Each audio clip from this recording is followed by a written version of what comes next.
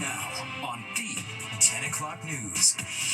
Erin unleashing her wrath along our coast. It's really rough out there. It's extremely windy. We're tracking it all from dangerous rip currents to beach erosion and flooding concerns. Indicted again, Mayor Adams' former chief advisor Ingrid Lewis Martin accused of taking more than $75,000 in bribes. And breaking the celebrity stigma, tennis superstar Serena Williams getting real about taking a weight loss drug. The 10 o'clock news starts right now. And we begin tonight with Erin. Good evening. I'm Natasha Verma. And I'm Steve Lacey. Yeah, here is the latest tonight. There are coastal flood warnings for the Jersey Shore and much of Long Island, along with southern Queens. New York City and the Long Island Sound are under a coastal flood advisory. And if you thought you might take a dip tomorrow, don't even think about it. You cannot go swimming at any of the New York City beaches. We have Fox 5 live team coverage tonight. Fox 5's Duarte Geraldino is at Jacob Riis Park in the Rockaways. But first, let's start with the latest on Erin's path and Chief Meteorologist Nick Gregory. Nick? And Natasha and Steve, it continues to move out to sea, so that's the good news. Again, you can see the satellite loop as the hurricane spins off and is accelerating now off to the north and east. Again, the spiral band's missing the east coast, but the wave action and the wind has still been a problem. The current guidance still shows a Category 2 hurricane, now 535 miles south-southwest of Halifax in Nova Scotia. But speed is picking up, now moving east-northeast at about 22 miles an hour. That track will take it out over the Atlantic. It'll weaken to a Category 1 storm and then eventually become extra tropical. In other words, just become a main big storm up here in the North Atlantic in the ocean, and then eventually potentially affect either Iceland or maybe even Ireland and Scotland. We'll have to see. The wind gusts are dying down, except notice the color change. The observation from East Hampton is missing, but notice as we get there, it's sort of orange to red. Those gusts are still over 40, 45 miles per hour on the eastern tip of Long Island.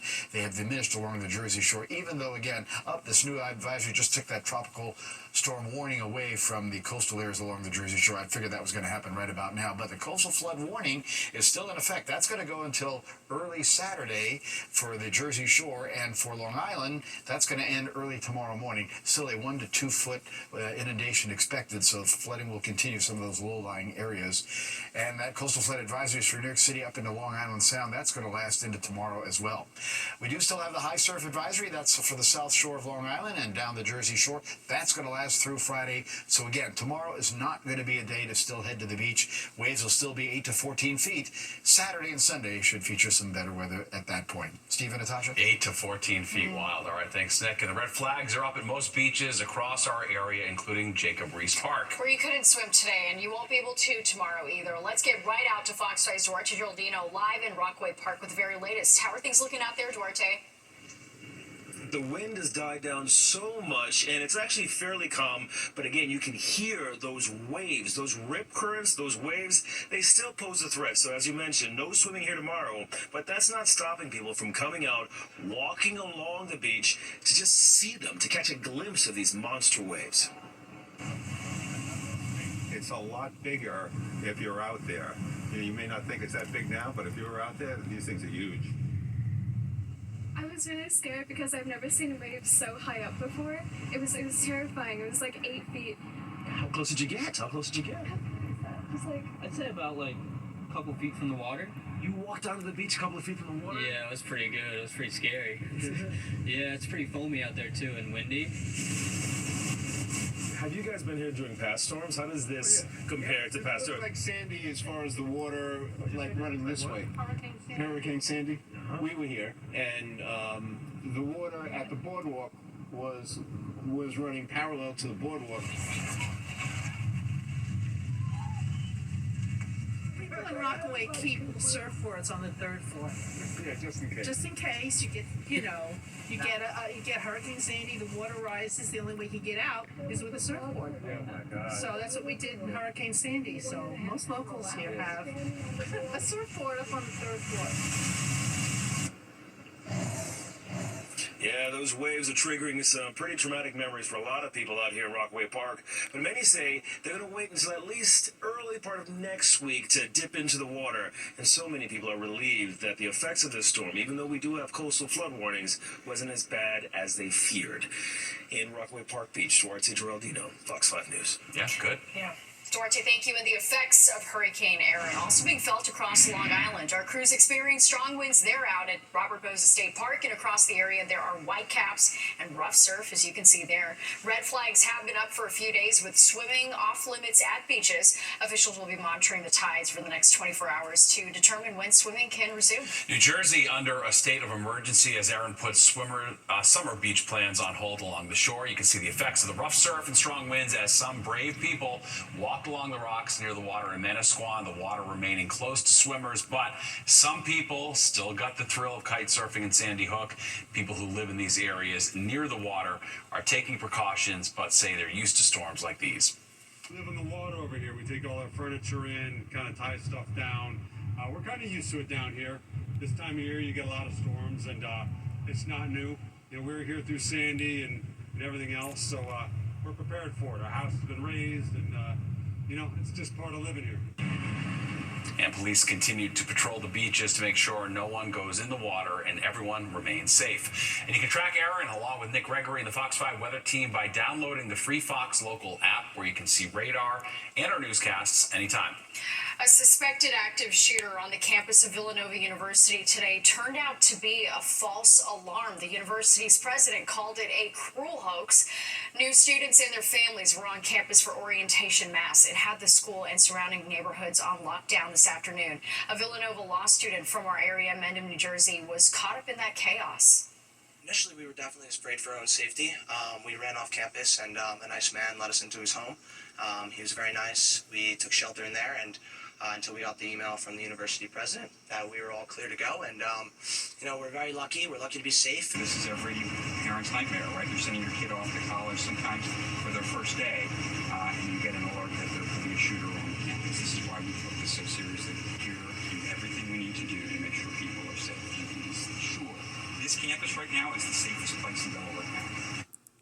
It was the second false alarm and false threat at a college today. The University of Tennessee, Chattanooga, was also placed on lockdown after a fake report of a person with a rifle.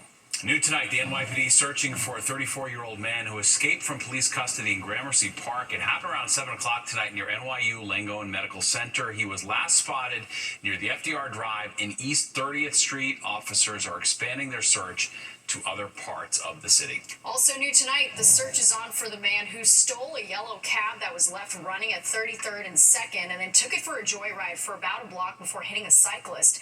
Police say it happened around 9:15 tonight. The man on the bike had minor injuries. The suspect abandoned the taxi at 35th and Park. All right, now to a major bust in the Bronx. The sheriff's office saying that it seized a huge cache of illegal cannabis and other drugs. Fox 8's Jessica Formoso is in Mott Haven with the details. 11 people arrested tonight after what authorities are calling the largest cannabis bust in the city so far. Anyone selling legal products in New York City, you can run, but you can't hide. The sheriff's office, along with the NYPD's Bronx Narcotics Division and the Bronx DA, busting 2 locations in the Mott Haven section of the Bronx. Those 2 locations, homes on Timpson Place that were turned into illegal shops. Authorities say they seized 2,000 pounds of illegal cannabis product with a street value of $5 million, along with an illegal firearm, $20,000 in cash, crystal meth, and other illegal substances, including products designed to look like candy. These are individuals that take advantage of access to apartments and houses and homes, and they sell these unlicensed, untested, and illegal products. And they do it under the guise of Jolly Ranchers. I like Jolly Ranchers. Children eat candy. Thursday's operation linked to a bust last summer, which was at the same location. The sheriff's office shutting them down then, but says they returned. So while the location was closed for some time, they came back, right? So somebody rented them. Actually,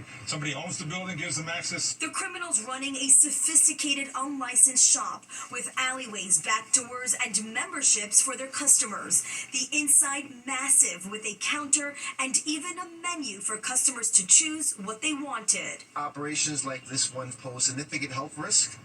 They could be potentially selling unregulated and untested product that can make people sick and also cause overdoses. The sheriff says the community played a big role in the bust. They reported the illegal activity and authorities responded. Of course, this is an ongoing investigation. Authorities now piecing together what happened here last summer and now. In Mott Haven, I'm Jessica Formoso, Fox 5 News.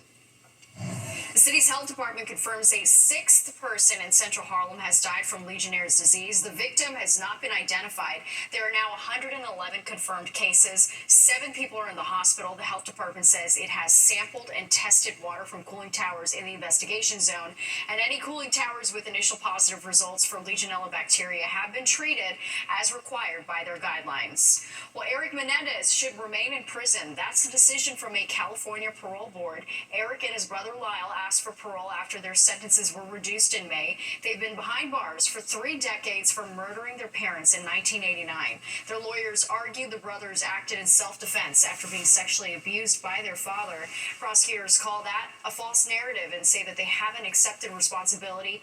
Lyle Menendez will plead his case in front of the parole board tomorrow. Well, she used to be one of Mayor Eric Adams' top advisors. But today, Ingrid Lewis Martin finding herself back inside a courtroom, accused of accepting bribes, what the Adams administration is saying tonight. And a big legal victory for President Trump in his civil fraud case brought by New York's Attorney General. Plus, the president meets the National Guard patrolling Washington, D.C. The news. A lot of developments coming out of the White House and Washington tonight. All right, including a legal victory for the president. Fox 5's Sharon Crowley's been monitoring it all and joins us tonight with the latest. Sharon. Yeah, a lot of developments today. President Trump scoring a major legal victory. He does not have to pay a massive financial penalty that came following his conviction on civil fraud charges. Now, an appeals court threw out the fine, which could have cost the president more than $550 million and could have destroyed his real estate empire. New York Attorney General Letitia James accused Trump of falsifying business records to get better loan terms for his properties by either over or undervaluing their worth. In a statement, Attorney General James highlighted that the court upheld restrictions limiting President Trump's ability to do business here in New York for 3 years. She also said she will appeal the decision to avoid the monetary penalty to New York's highest court of appeals. We're having a lot of victories. I had a victory today. You know, they stole $550 million from me with a fake case, and it was overturned. They said this was a fake case. It's a terrible thing, but it's a nice victory, you know.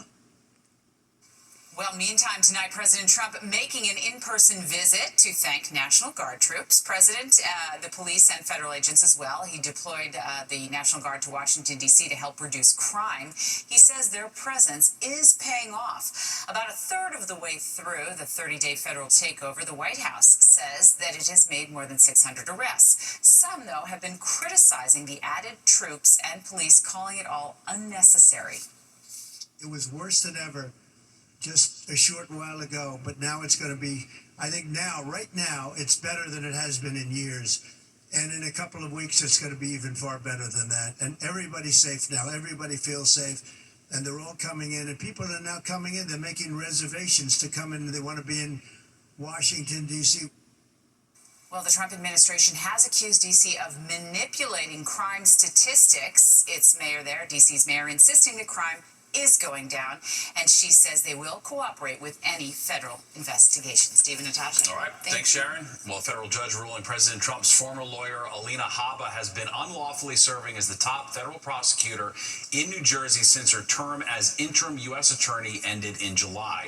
The judge said the Trump administration keeping her in the role without getting confirmation from the U.S. Senate did not follow federal law. The judge also said Habba's actions since July may be declared void, but he put his order on hold while the Justice Department appeals. And new tonight, a judge orders Alligator Alcatraz Immigration Detention Center in Florida to stop expanding. This comes after environmental groups and a Native American tribe sued, saying the facility was built without regard to environmental laws. This ruling means Florida cannot bring any additional people to the center, built in the middle of the Florida Everglades. A former advisor to Mayor Eric Adams in trouble with the law again. That's right. This time, Ingrid Lewis Martin accused of accepting tens of thousands of dollars in bribes. Fox 5's Morgan McKay was inside the courtroom as it all unfolded. Hey, Steve and Natasha. So Ingrid Lewis Martin is being charged in 4 new indictments, alleging that she accepted around $75,000 in bribes in exchange for political favors while she was working as Mayor Eric Adams' chief advisor. And these bribes weren't just in cash. Lewis Martin also allegedly accepted around $10,000 worth of free seafood and a speaking role on the Hulu show Godfather of Harlem, where she was seen in season 3. Lewis Martin was brought into the courtroom in handcuffs. She was charged alongside her son, Glenn Martin II, and several others. Prosecutors allege that in exchange for these bribes, Lewis Martin steered migrant shelter contracts to preferred vendors, blocked the McGinnis Boulevard bike lane project, and fast-tracked building permits for a Queen karaoke bar. The indictments also made clear that prosecutors tapped Lewis Martin's phone for most of 2024, with the intercepted phone conversations cited as evidence in the charges. Lewis Martin pled not guilty, and her lawyer says that she was only using her role to help people navigate the city's bureaucracy. Lewis Martin is one of Mayor Eric Adams' longest-serving advisors, working for him since he was a state senator in 2008. She resigned from City Hall abruptly at the end of last year after it became clear she was going to be facing separate bribery charges. Both her and her son were indicted late last year for allegedly accepting $100,000 in bribes, which her son used to allegedly buy a Porsche. The city's deputy commissioner for real estate services, Jesse Hamilton, was also indicted for his alleged role in fast-tracking development projects in exchange for renovations on his home. He pleaded not guilty, but shortly after his appearance in court, he handed in his resignation to City Hall. His attorney speaking to us before this, shortly after court. I think that he deserves the benefit of the doubt. He's maintaining his innocence, and I ask everybody in the public to reserve judgment till we let the truth come out, and the truth is going to be powerful. Now, Mayor Eric Adams was not named in any of these indictments, but he did issue a statement saying that both Lewis Martin and Hamilton are entitled to the presumption of innocence. Reporting from the newsroom, I'm Morgan Mackay, Fox 5 News. Mayoral candidates Andrew Cuomo and Zohran Mamdani both reacting to the news about Ingrid Lewis Martin today. You can talk about the mayor's administration and the chronic corruption throughout the administration. But it was the mayor's indictment and then the mayor's deal with President Trump, which was an abuse of the justice system. As another flurry of indictments continue to erode their trust in our democracy and distract from an affordability crisis that demands action and urgency. Our city deserves to have a mayor who spends time with their constituents, not stuck in courtrooms. A new survey by American Pulse Research and Polling finds Adams is last among the 4 major candidates in the mayoral race, with only 11% of voters supporting his campaign. Mayor Adams' former aide, Winnie Greco, has been accused of handing a political reporter a potato chip bag full of cash. Greco is working as a volunteer in the mayor's re-election campaign. The pictures were published by the reporter from the online news site The City. So far, Greco has not been charged with any crimes. And earlier today, Greco's attorney released this statement saying, in part, this wasn't a bribe, it wasn't a payoff, this wasn't an attempt to solicit favorable coverage. This was a gesture of kindness based on Winnie's culture, and in retrospect, if anything, just bad judgment. Well, weight loss drugs, it's estimated 12% of Americans have tried them or they're currently using them. All right, when it comes to celebs, their lips are usually sealed. Until now, could Serena Williams be changing the game when it comes to getting candid about using the popular injections? And tennis isn't the only thing being served up at the U.S. Open. We're going to show you some of the delicious food at the annual tournament. The U.S. Open officially gets underway this week, and if you're heading to Flushing Meadows, you better bring your appetite. The food is almost as impressive as the tennis players taking the court. Fox 5's Crystal Young has a preview. The U.S. Open is one of the premier sporting events in the world, and it happens right in our backyard. But if you think the annual tennis tournament is all about the game, think again. One thing about the U.S. Open, no matter who wins or loses on the court, when it comes to the food, you know that it's going to be top-notch and it's going to be delicious. And the fans, keep in mind, they're here 8 to 10 hours, probably 3 times more than any other sporting event. They might come here for breakfast, lunch, and dinner, so we can't serve them hamburgers and hot dogs all day long. long, so they want to try, they want to sample things. And then they're also here 3, 5, 14 days, so it's got to be special, and they have to have a lot of choices. World-class chefs are cooking up something special, and you're invited. Chef Robbie Felice is bringing his pasta ramen concept to the U.S. Open for the first time. It's a bold fusion of Japanese and Italian cuisines. Honestly, every chef that's here, everyone that's here is like so excited about the new people, which is really incredible, because I feel like some other food festivals or other festivals you go to, no one likes the new people, where like this, they're so excited to have me. Everyone's pulling me in every different direction. The whole event's just been honestly iconic, incredible. I can't say enough good things about it. And Benjamin Steakhouse is in the house. This is our porterhouse steak. This is our signature dish. This is our steak sauce, or creamless cream spinach, or home fries, or Canadian bacon. I'm doing oxtail and crab rangoons. Yeah, with the oxtail jus and Creole furikake. It's super tasty, super good. So if you happen to be going to the U.S. Open this year, enjoy the action on the court, take it all in, but slow down long enough to enjoy a meal. It may be the best you've had in a really long time. Crystal Young, Fox 5 News. Looks so good. Yeah, it does look good, no doubt about it. The cocktails go down easy, too. Well, Hurricane Erin pummeling the coast from Long Island down to the Jersey Shore. This is just one example of how rough the surf is. Look at that. You see the water easily coming up over that retaining wall. We'll take you there to the Jersey Shore.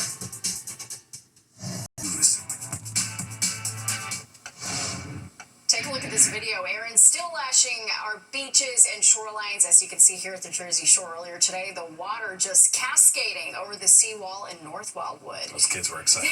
They were jumping for joy. New Jersey's governor declaring, though, a state of emergency because of the concerns over life-threatening rip currents. All right, swimming still off limit at many of our area beaches. Let's throw things over to Chief Meteorologist Nick Gregory for where things stand right now, Nick. Things will be improving as we head on into tomorrow. Still, again, rough waters going on the coastal areas with those high waves still crushing in. Not as bad as today, but the good news is you can see on this big global view, again, Erin is still a very large hurricane heading off now in towards the North Atlantic. However, you can also see on this view a couple of disturbances we're watching, 1, 2, and one just coming off the African coast. At the moment, none of those pose any threat to the United States. The long-range computer models don't even bring them close to the East Coast at this point, but of course, still very early in the game for those. Let's talk a little bit more about Erin right now. And again, Erin is, again, racing off to the northeast, east-northeast at about 22, 23 miles per hour or so. So it will continue to move away, which means we'll continue to see improvement.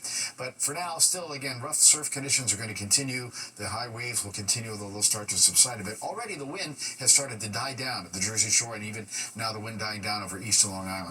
It's moving to the north-northeast again, about 22 miles per hour with 100-mile-an-hour winds. Still a Category 2 storm, but again, it is traveling towards colder water, and eventually it's just going to kind of become extratropical and just a large storm moving on into the North Atlantic.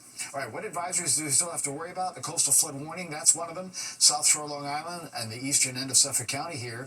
It includes southern Queens, but not Brooklyn and not the immediate New York City, rest of the New York City area.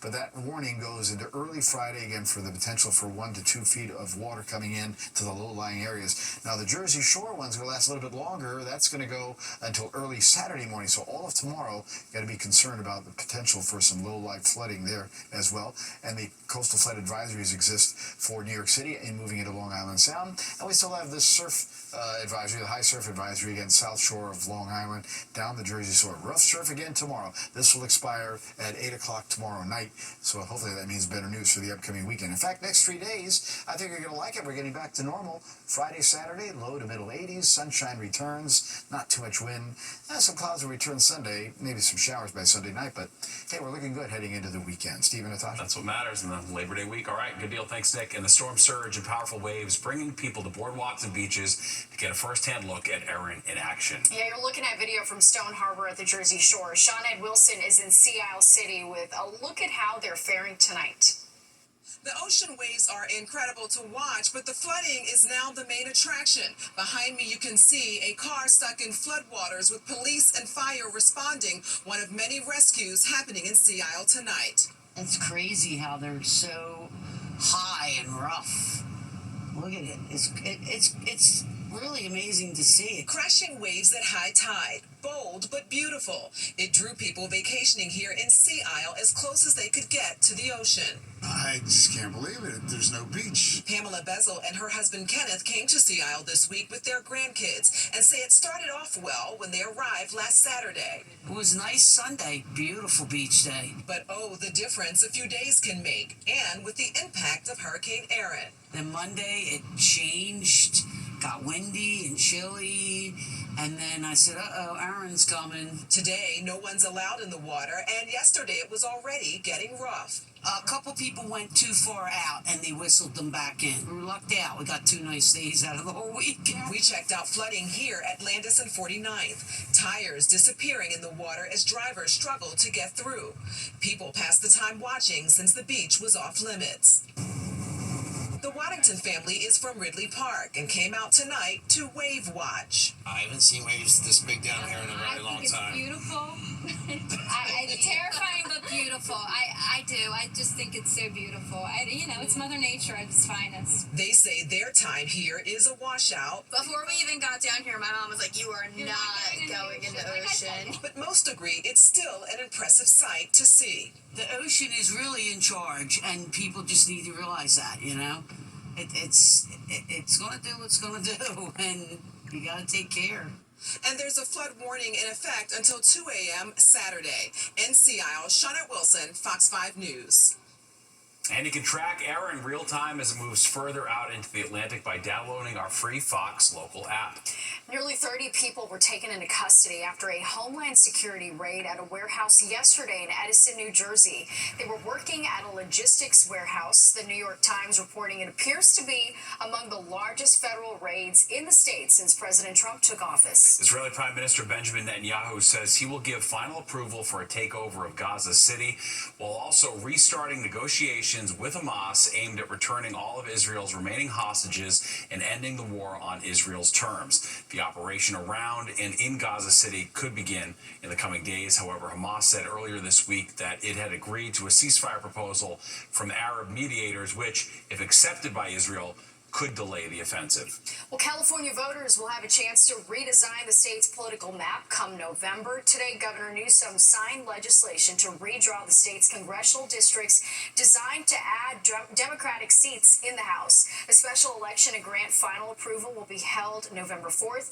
Now, this move comes one day after Texas Republicans redrew that state's maps to most likely add 5 Republican House seats. The U.S. and EU releasing some details on their trade deal. It imposes a 15% import tax on a majority of European goods exported to the U.S., but key areas including wine and spirits and steel were left blank, indicating that talks would continue.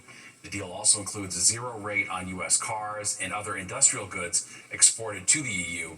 The two sides also say the agreement is only a first step in a process. Well, breaking the stigma about celebs and weight loss drugs. All right, tennis superstar Serena Williams going public about using them to shed some pounds. Could this be the beginning of normalizing talking about the use of weight loss drugs? And speaking of a tennis icon in sports, there are a lot of movies about the game. A new list is out ranking the top 25 sports movies of all time, and it has some people saying Bull Durham, that is. A big name in the sports world breaking the stigma surrounding celebrities using weight loss drugs. Of course, we're talking about Serena Williams and her new ad campaign. Fox 5's Jennifer Williams has more. I am on GOP-1s, and I'm not ashamed to say it and say it loud. Serena Williams. An American tennis icon that always plays by her rules, 23-time Grand Slam champion and Olympian, Serena Williams took to her social media to announce a paid partnership with the telehealth company Ro, which her husband is an investor in. She said she's lost 31 pounds. Honestly, it was like the best decision and the best thing I did for my body in a very long time. It's a home run for the sponsor. Jonathan Bond is a marketing expert. Brands make the mistake of thinking that everything has to be perfect all the time.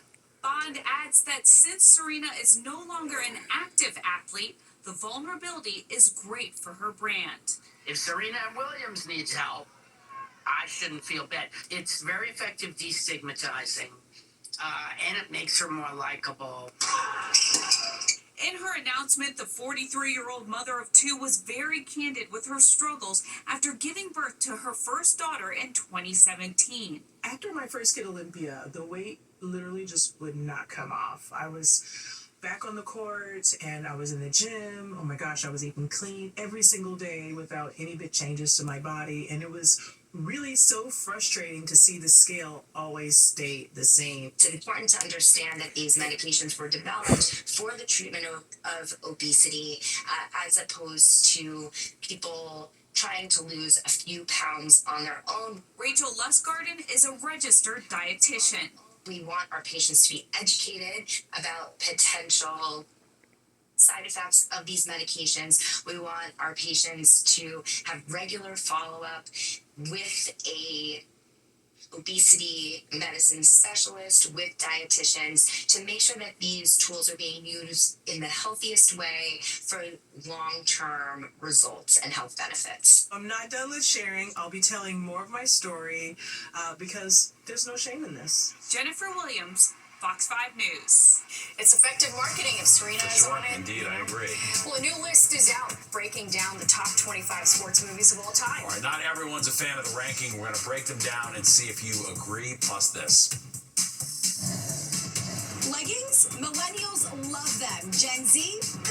Not so much. They're saying death to leggings. Why? I have that story coming up next. Tonight marked the start of the final regular season series between the Yankees and the Red Sox, but the Yanks came up short in Game 1, losing 6-3 to the Sox. Well, we love a list here on the 10 o'clock news, and tonight there's a new one out ranking the top sports movies of all time. All right, it's from The Hollywood Reporter. See if you agree with the top 5. Coming in first, Raging Bull, followed by Hoop Dreams, then a documentary, When We Were Kings, Bull Durham, and another documentary, OJ Made in America. So if you don't agree with the top 5, you're not alone. Here's Kendall Green. The new list for the top 25 greatest sports movies of all time is out, though some fans already had their own ideas in mind. Remember the Titans. Remember the Titans. Major League. Major League. Field of Dreams. Sandlot. Sandlot for sure. Happy Gilmore. Miracle. Field of Dreams. Hollywood Reporter's list didn't poll Yankee fans picking sports cinema's greatest hits like we did. But they ranked Raging Bull as the top sports movie of all time. But these critics did a very solid job. Film critic David Edelstein says the list for him was spot on. I mean, it's a seriously sadomasochistic attempt to reach holy ecstasy by getting beaten up. All right? So, but it's a hell of a good sports film. Following Raging Bull, Hoop Dreams, a documentary giving viewers an inside look at how two young inner-city ballers with raw talent learned it's a tough journey becoming basketball's next big superstar.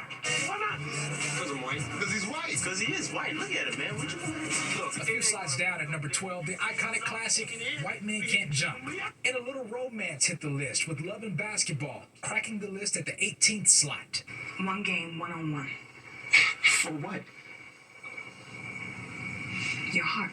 While movie lovers share the underdog's comeback is what makes a great sports film.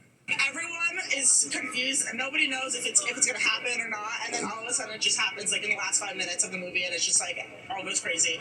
Now we got a lot of great recommendations from Yankee fans who were sure that their movies would crack the top 25, like Field of Dreams and Remember the Titans. You from with a football, and I will break my foot off in your John Brown hind parts. But our film critic, he says there's a reason they didn't make the list. They use sports as a springboard for higher things. While the list itself could have been bad news for movie lovers who love a great sports story on the big screen, it's great news for the Bad News Bears, closing out the list. What about, bro? You don't think we know what a ball is? Kendall Green, Fox 5 News. Yeah, that's a there's definitely a whole conversation to be had with that list. I think it gets confusing when you add documentaries and films. I think those should almost be separate categories.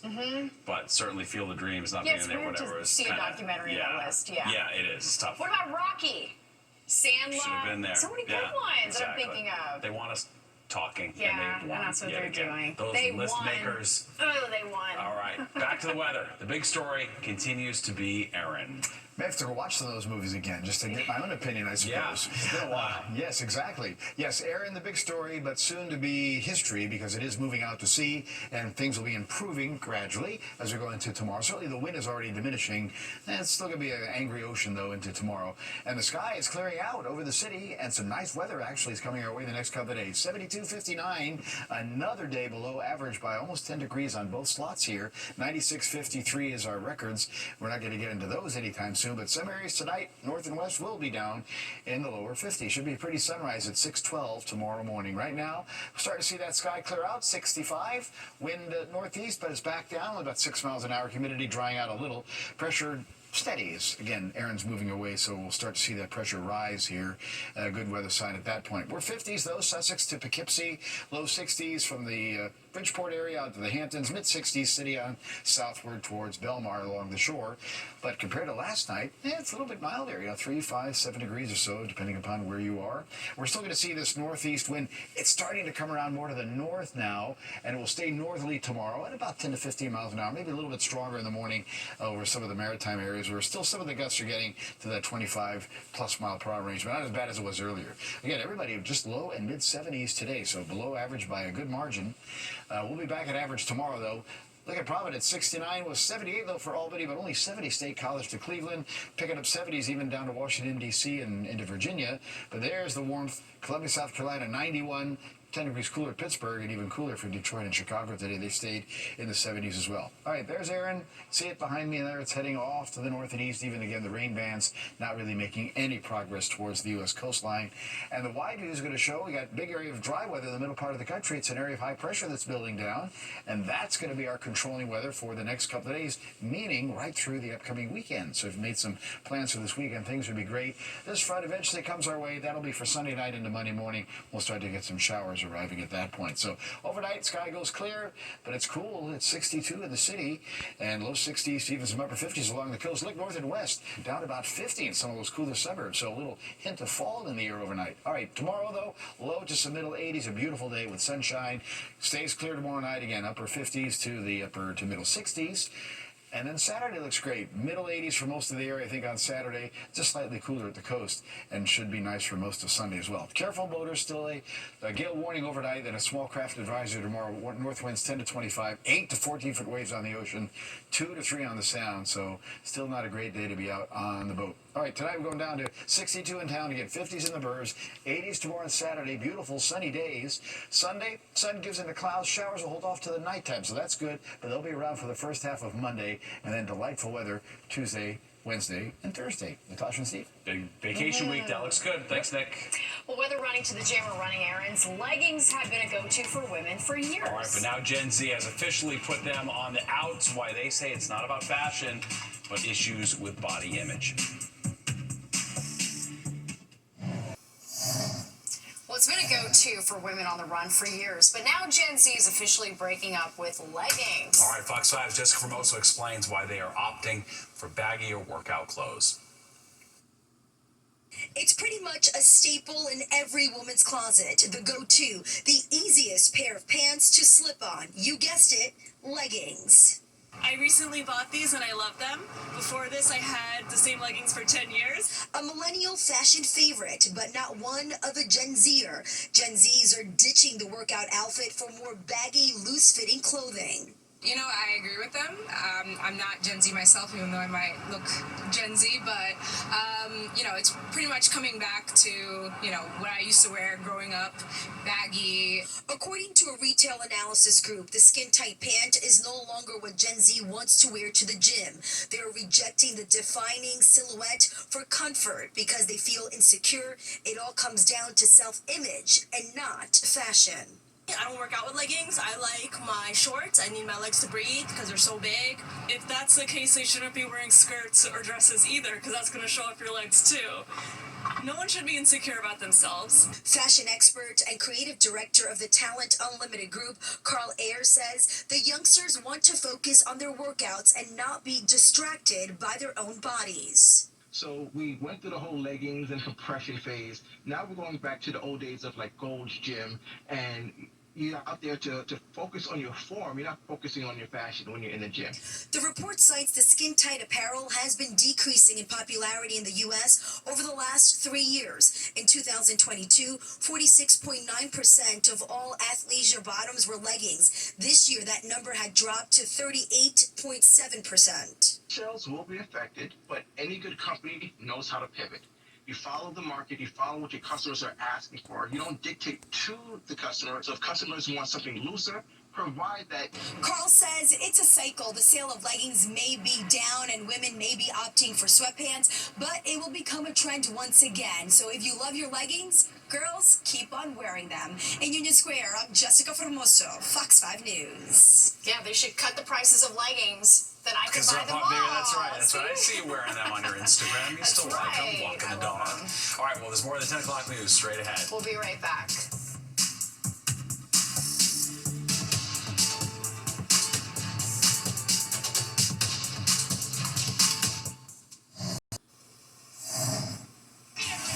New York City getting a taste of Southern hospitality. Cracker Barrel hosting a pop-up in the Meatpacking District today, complete with Southern food, giant rocking chairs, line dancing, and the Cracker Barrel peg game. It almost felt like the real thing. I would appreciate a Cracker Barrel in New York. It's iconic. I've actually been to a Cracker Barrel once in my life with my boyfriend in Virginia. He took me there because it's one of his favorite places. He would go all the time growing up. And it's just like so kitschy and like it feels like home. Can't believe they're making Cracker Barrel cool. No offense. Are they? All right, well, today's event comes as Cracker Barrel unveils a new logo that actually ditches the man standing next to a barrel. It's now a simpler design with just a name on a gold background. Cracker Barrel says it's a modern take on its classic design, but many people on social media aren't happy because they are on social media, after all, calling it generic. We all have our opinions. From Texas, I can say it. All right, don't go anywhere. Good night, New York. It's Crystal Young and Ryan Christopher is next at 11, and you do not want to miss it. All right, that does it for us tonight. If you missed any part of the 10 o'clock news, you can always catch an encore on our free streaming app, Fox Local. We can stream our newscasts anytime. Have a great night. We'll see you tomorrow.